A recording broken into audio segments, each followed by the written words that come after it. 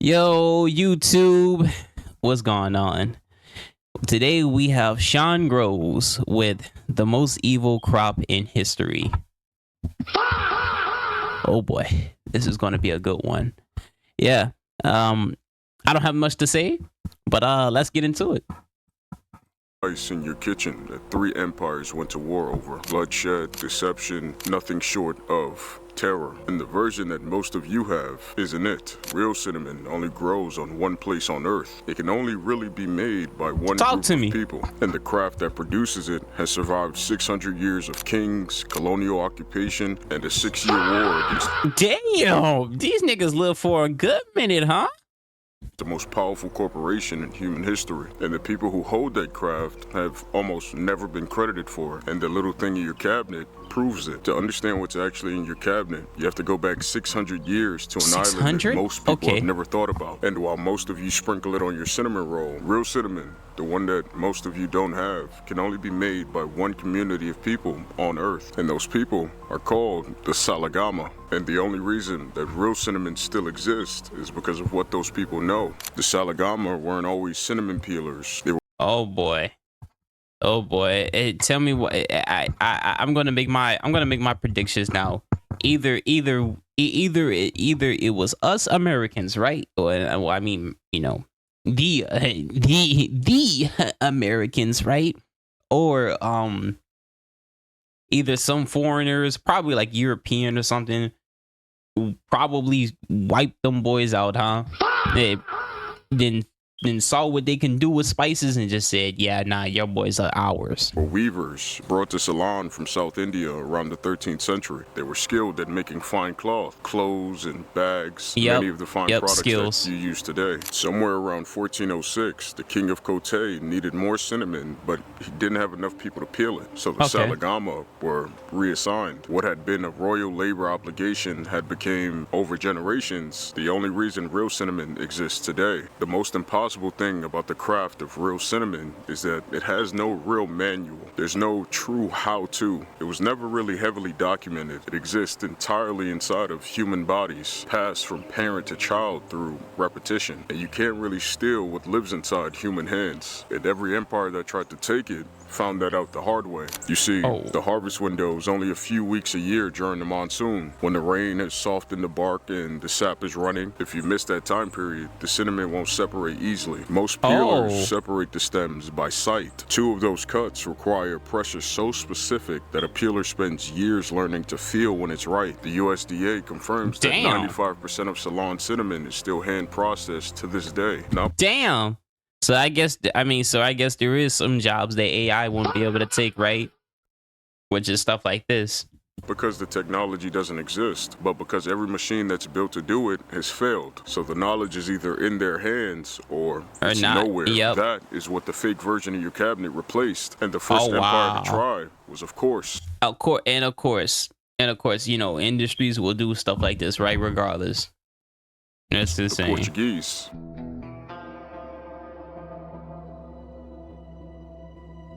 The Portuguese spent 130 years trying to extract more cinnamon from the Salagma and kept breaking the quality of the very thing they were selling. The Dutch watched that failure for decades and decided to do something that the Portuguese had never bothered to do. The Portuguese arrived on the coast of Ceylon in the early 1500s, and almost immediately they understood that they were looking at the most valuable spice on Earth, worth more than gold by weight in European markets, moving through Arab and Ottoman trade routes at prices so high that one shipment could make a merchant's entire fortune. So damn, so you telling me I get my hands on a few of those little crane looking things and I got about 25k bands in my pocket? I'm just saying, like, I got about 25. Shoo. 1518, they built a fort. And what followed was 130 years of extraction that the Portuguese never fully controlled, because they made the same mistake that every empire makes when they encounter something that they don't fully understand. They increased the quota without understanding what the quota was measuring. Boys as young as 12 from the Salagma families were conscripted into peeling obligations that grew with their age and physical condition. The destruction of a cinnamon grove was made a crime punishable by death. The Portuguese were pulling more cinnamon off that island than had ever been pulled before, and selling it in inferior product to a Europe who had yet knew the difference. The Salagma workload grew 6 times over during the... Yep, and that's something I was just saying, right? That I knew eventually was going to happen. You know, they was going to, you know, they saw that they were making profit selling it to foreigners that didn't know anything about what they were, you know, selling and stuff like that. And they just didn't care. And they forced their own homeland people because, you know, it costs money to go get actual foreigners from another area to, you know, sell your product and stuff like that. But I mean, the whole process is just so twisted and messed up. You know, you know what? That's what capitalist is. You know, just fucked up, bruh. Like, look at these kids, bro, just sitting here. Look at her face. Like, she doesn't even look like she wants to even be here to do this, and she's not even getting. She's probably getting paid like 1 cent out of this, right? Portuguese occupation 6 times for a craft that takes a lifetime to learn. And the more the Portuguese pushed, the worse the cinnamon got, because you can't force a skill that lives in someone's hands. The Portuguese had the island, the trees, and the people, and yet they still couldn't get what they actually came for. The Dutch had been watching the Portuguese operation fail for over 100 years. They saw the degraded quality, the unrealized value, the system that kept breaking the thing that it was trying to own. When the Dutch took Ceylon from the Portuguese in the 1650s, they brought something that the Portuguese had never had, a complete understanding of what the Salagma knew. The Dutch East India Company took Ceylon from the Portuguese in the 1650s. The Portuguese had been brutal and sloppy, while the Dutch was brutal and organized, which actually turned out to be much worse. The VOC was the most powerful corporation in human history. It had its own army, its own navy, its own legal system, more employees than nations had soldiers. And they didn't think about cinnamon the same way that traders thought about it as a product. They thought about cinnamon the same way that a general sees a target. The first thing they did was burn every cinnamon tree outside. I was just about to say they probably got rid of all of it. Instead of looking at it as potential profit, the general's like, oh, this is how you know, make your money to get power and influence. We'll kill it. We'll kill it off. Dutch-controlled zone was torched, not to clear land, but to destroy any cinnamon they couldn't own. What was left got replaced under a forced labor system called the cinnamon peeler's obligation. The Dutch forced anyone who could stand up and walk with the help of a stick to peel cinnamon, no matter your physical condition. The things that those workers would go through, I can't really explicitly say here on this channel. So if you'd like to see a bit more detail, you can go to insanearchive.com and become a monthly reader of topics that most people don't talk about. Anyone selling cinnamon quills outside of the VOC's channels, execution. When Salagama families tried to escape by marrying into lower caste, the Dutch passed a new law. Even marriage to a person of lower caste could not free you from being a cinnamon peeler. They reached into the most personal decision that a human can make and said, even this won't save you. Families started registering their children under different caste names just to give their kids a way out of what one historical account calls a life of ever-growing misery. The monopoly that the Dutch built on top of all of this was so complete that when they had more cinnamon than the market could absorb, they burned the excess at the docks in Amsterdam rather than let the price drop. And then so they so he saw that. That's crazy. So they was watching these guys for a long time, and when they just, and all they did was waited. All they did was waited. They beat the enemy by, they beat their competitors by just waiting, and they came in and just took and overseas everything once they saw that these people couldn't handle the pressure no more. That's crazy. Instead of just helping them. Salagama went to war. Let's go. I want you to stay with that for a second, because this changes everything that happened before. A community of cinnamon peelers, after a century of chains and mutilations and laws built to trap their children, declared war on the most powerful corporation in human history. They began attacking Dutch military posts across the island. Some fell, some didn't. That rebellion spread and lasted 6 years. And when it ended in 1766, the VOC was forced to change their policies. The Salagama didn't win. 1766? Jeez, I wasn't even born. My grandma wasn't even born in that time, I think. Holy crap, that was a minute ago. Their freedom, but they did win something against the most powerful institution on earth at the time. The knowledge had been in their hands, and it always had been. And even the VOC had limits when the people it was trying to control were the only ones on the planet who knew how to make no. My grandma was born before that time. My bad. Yeah, I don't know what I'm thinking about. a little lower than that, but yeah, that's a long time still. The Dutch built the most complete spice monopoly in history, and eventually they pushed it too far. They flooded European markets until the cinnamon price crashed, and when it crashed, cheap Chinese cassia stepped in, the cinnamon that most of you eat today, because it was close enough and nobody stopped it. But then the British arrived, and they didn't bring chains, they brought something much quieter.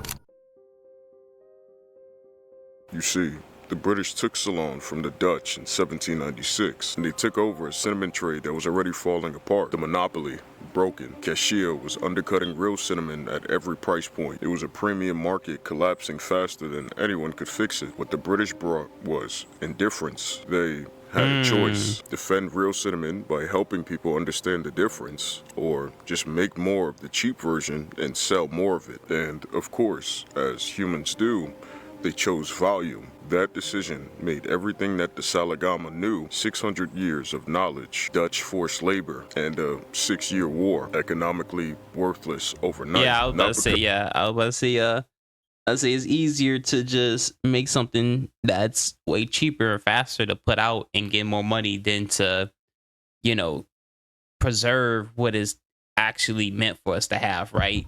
And because due to how tenacious that it becomes, right? Because if you have something that's actually meant of quality and then you sell it for an actual good price, those people will stop coming over there to go to the actual, and go to the real thing. And then what comes with that: smoke, violence, death, everything. And it's like, I get it, but I would keep the real shit way better than because anyone took it away, but because the market decided that cassia was good enough and no one disagreed. So by the mid-1800s, cassia had replaced real cinnamon as the global standard. The label, of course, these fucking companies, bro, are just so ass. Like, I just hate them. Still said cinnamon. Every label still says the word cinnamon, and no true law has ever required the distinction. The fake version became the only version that most people ever knew, and the island with the real thing was left selling it into a market that called the copy by the same name. Real cinnamon still exists. Sri Lanka still produces it. The Salagama are still in those sheds at dawn, keeping alive the only craft that can produce the real version of a spice that the entire world uses every single day. The global spice market is worth hundreds of billions of dollars,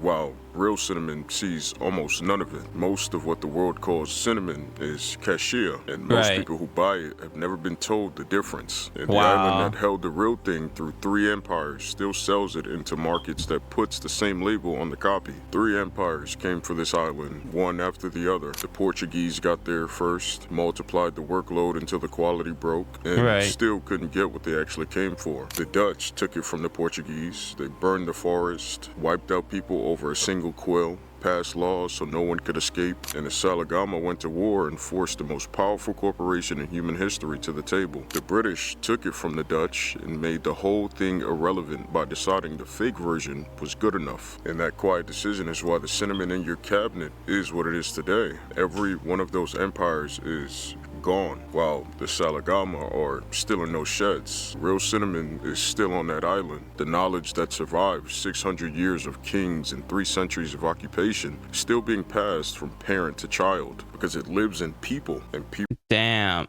And that just goes to show you, bro, that like, if we would just, come together as people and respect the culture respect the nature that God has put on this earth, man, and use the things that he already has on this earth for us, we would be better off, right?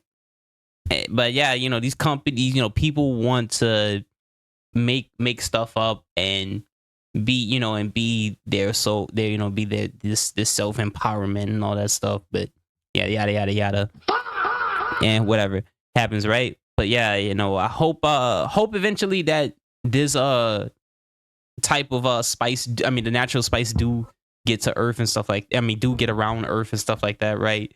And because maybe this whole time I never had actual spice. Fuck, I never had actual spice. That's tough. I never had it. But yeah, I hope you guys enjoyed this one as much as I did, and I'll see you on the next one.